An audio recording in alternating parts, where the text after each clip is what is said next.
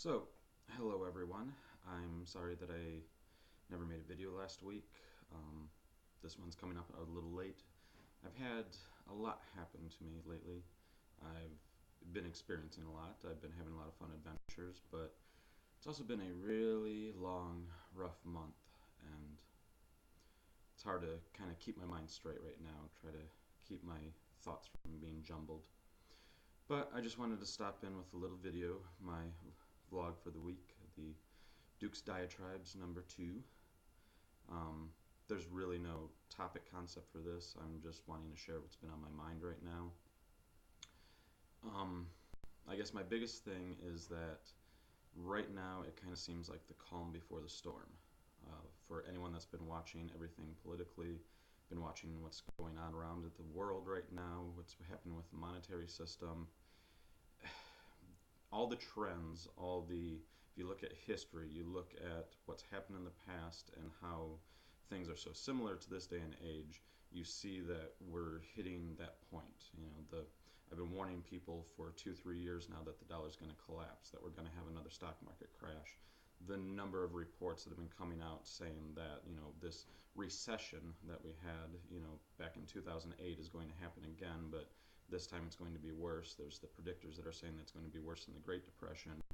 And with all these adventures that I've been doing, all these people that I've been talking with over the past month, I've been getting kind of scared because I've met a lot of the people where it's the ostrich with their head buried in the sand, the people that can kind of see the writing on the wall, but they're ignoring it. It's too much for them to handle. It's too much for people's minds to realize the concept that there is the very good likelihood that in the next 2 months we could have a stock market crash. We could have the US dollar, the Federal Reserve note, be nothing but a piece of paper, that the whole entire system can collapse around us. As much as the conspiracy theorists out there have been stating, the whole martial law thing, there is that possibility if things get bad enough. Some of the people that I've seen out there, they're just not prepared. They're not mentally prepared for it, and they're not physically prepared for it. And if it actually does come, if it does happen, if the trends that we're seeing keep going and they can't, keep this illusion of stability going any longer, the government shutdown last year, everything that's been going on that they've been doing, it's kicking the can down the road.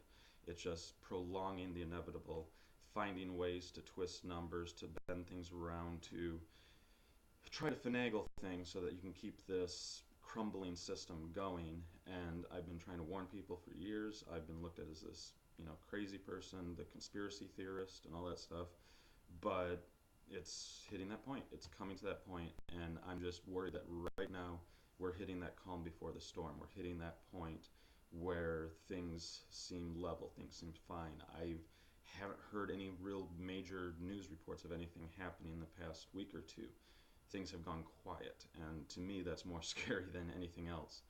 And the other thing that kind of just blew my mind this week is a lot of people look at actors as their characters. They see them up on stage or they see them in a movie, they see that character, they think that's who that person is, and people don't realize that there's more to that person. Look at Governor Schwarzenegger. Arnold Schwarzenegger, everyone saw as the Terminator, as, that character, and yet he wanted to get in politics. He went on to become the governor of that state. Well, the latest thing right now is Steven Seagal. Don't know if anyone saw the news on the 22nd, had a nice little speech that he put out there of, this is what's happening in America right now. This is the division that we have from the federal government to the citizenry of the land, and that something needs to happen, some change needs to come about. And people see Steven Seagal as, this kick butt martial artist guy up on screen.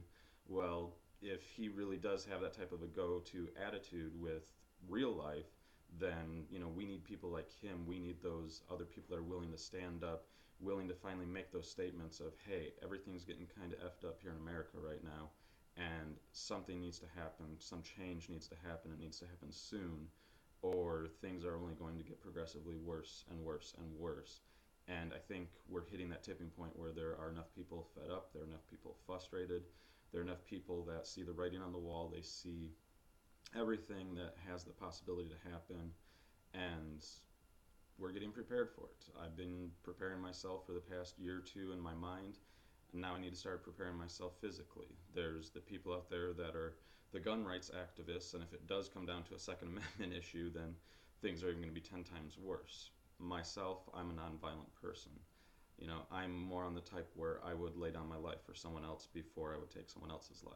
But that's just me and my character. There's not a lot of people out there like that, and you know, in the long run, with what could possibly happen with the scenarios that I've been playing through in my head, I don't want to know what I could possibly do if it would come down to that, and I'd hope that all humanity could actually rise above the violence, rise above the controlling nature of the powers that be, and that we as humanity can actually come together and take back this world for the people, to actually care for one another, to actually want to help one another in a helpful way and not a bureaucratic way, not a this is what policy is and we need to follow policy, because policy isn't helping people anymore and we need to do something different. So there, just vent a little with my frustrations, get a lot off my chest. Life's been really getting to me lately, and I don't know what to do anymore.